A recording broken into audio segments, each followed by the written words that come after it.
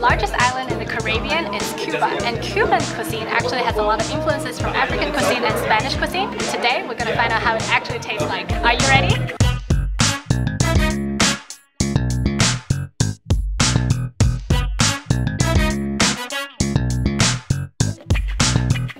We're going to find the owner and check out the kitchen. Let's go.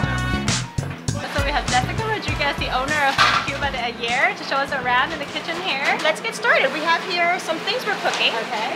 So this is the area where we do all our cooking in the morning for our stews and stuff. Okay. We call it camarones al ajillo. And camarones al ajillo means that it's shrimp in a garlic sauce. We have it as an appetizer, as an entree. Oh, okay. We created an appetizer that's camarones en aguacate, which is shrimp with avocado.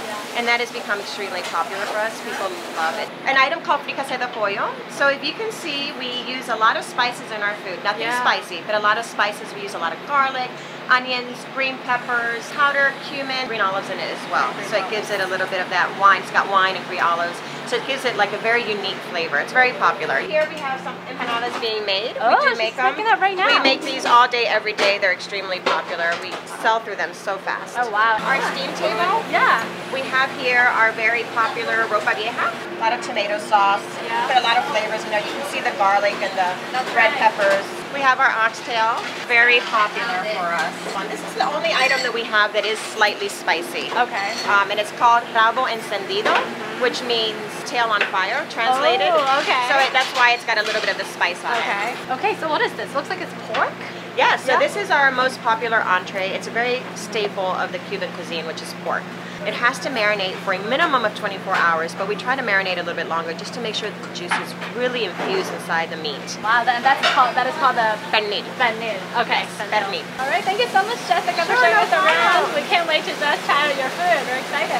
So happy to share our cuisine with you guys. I hope everybody enjoys it. Yeah, I'm sure they will. All right, let's go eat. So much food in front of me. Make sure you stay till the end of the video to see all of the dishes and all the deliciousness we're gonna have later. Okay, so the first thing I'm gonna try is the empanada, and here we got the trio version. We have one piece of chicken, one piece of cheese, and then one piece for the beef version. So I'm gonna start with the beef first. Look at how puffy and fat and cute it is. Look at this. Ooh, it's like deep fried, and look at how meaty it is inside. Look at that minced beef. Ooh, it's falling apart. Okay, let's take my first bite.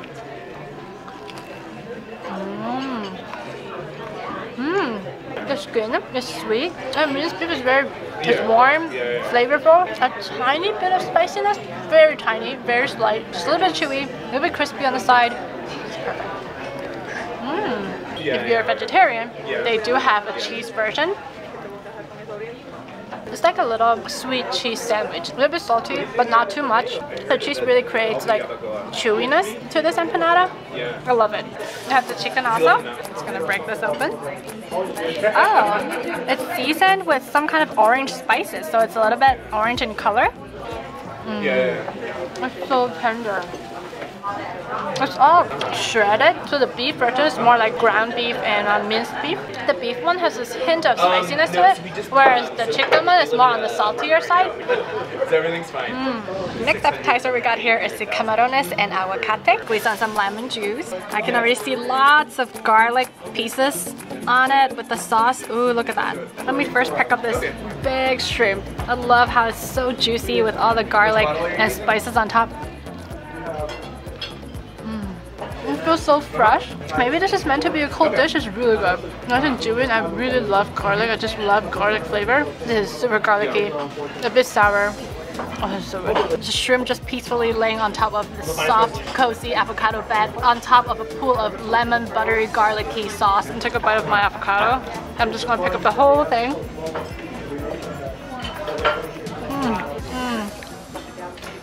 Just cannot stop eating avocado. You know, avocado is so healthy. Everybody knows that, right? It's super soft. It just like melts, dissolves in my mouth right now. Perfect. When you eat Cuban food, how can you miss Cuban sandwich, right? Right here we got the sandwich Cubano, and it's basically a baguette bread. Inside there's ham, there's pork, there's Swiss cheese, and also a slice of pickle. Just gotta take my first bite. Nice and crunchy on the outside. There's so much flavor in there, and it's not very salty. Sometimes some sandwiches, when they put a lot of meat in it, it's really salty, but this is really nicely done. It's like just the right amount of saltiness. Let me take a bite over here so I can get a little bit of pickle. So good. I love the pickle because they slice it so thinly. It just added a hint of sourness to my sandwich. It's not too much, it's just right. This is mojito. It has lime and sugar cane, and then also lots of mint. And Jessica told me that this mojito is a little bit different from other restaurants, and how they make it is because it's really labor intensive. They literally manually mash the mint to make it really, really minty. And they also have some sugar on the bottom of the glass to make it a little bit sweeter, so it doesn't taste very, very alcoholic or anything like that. It's pretty sweet, almost like a lime-made minty juice.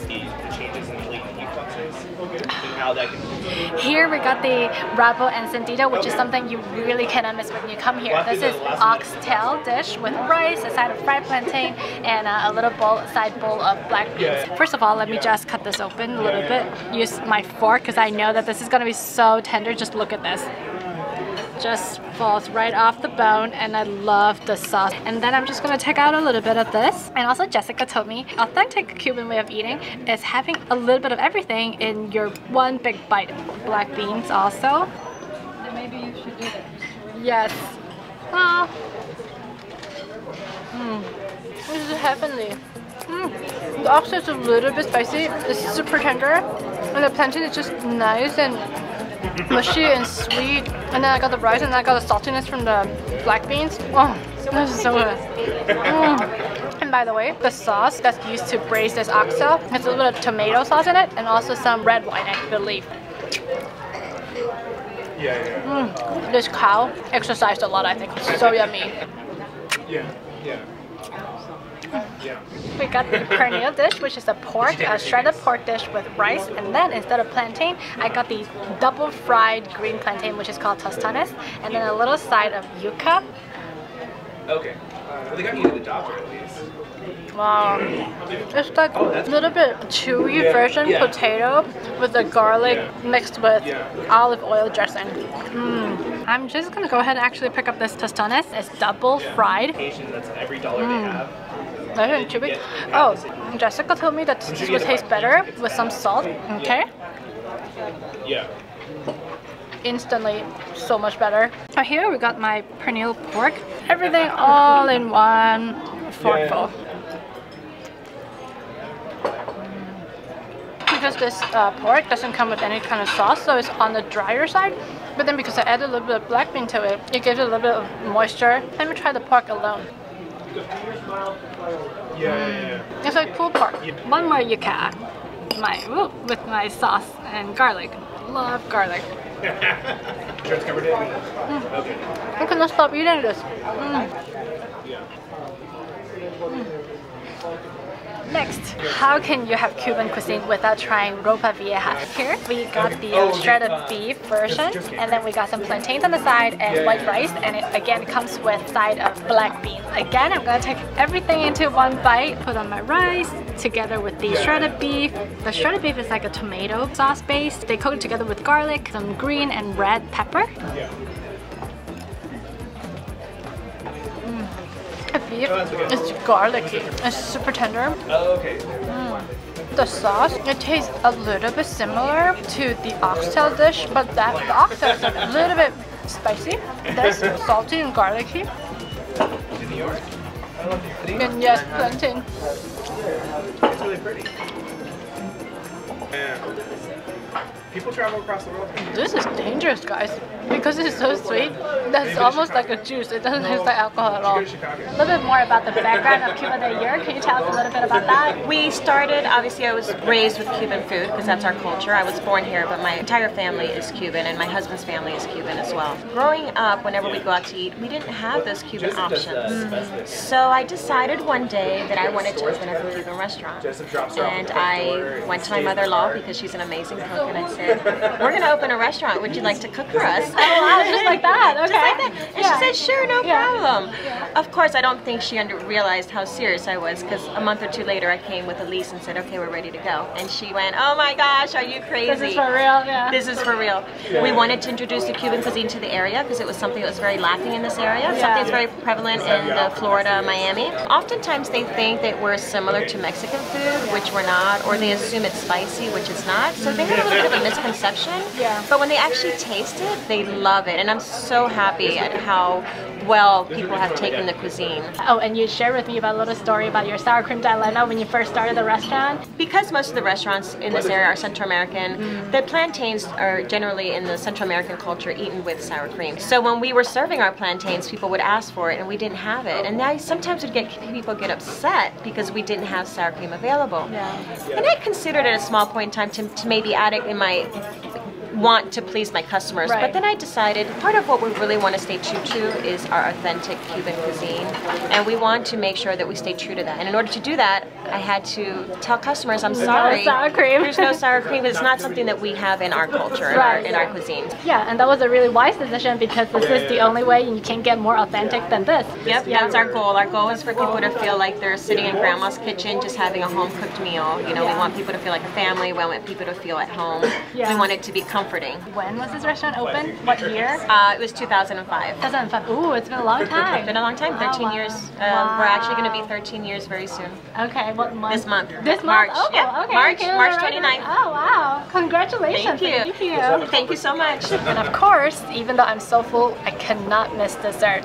One of the most popular desserts here is the tres leches. It's basically a sponge cake topped with some meringue and whipped cream and then a piece of cherry. It looks like there's milky sauce or maybe condensed milk or something like that. Super soft, it just comes right off. Almost like mousse. Very creamy, very milky, nice and sweet. Another bite. Yeah. It's almost like flan inside. You know how like an egg bread pudding, but it's super moist and soft. Easily eat the whole thing. Okay.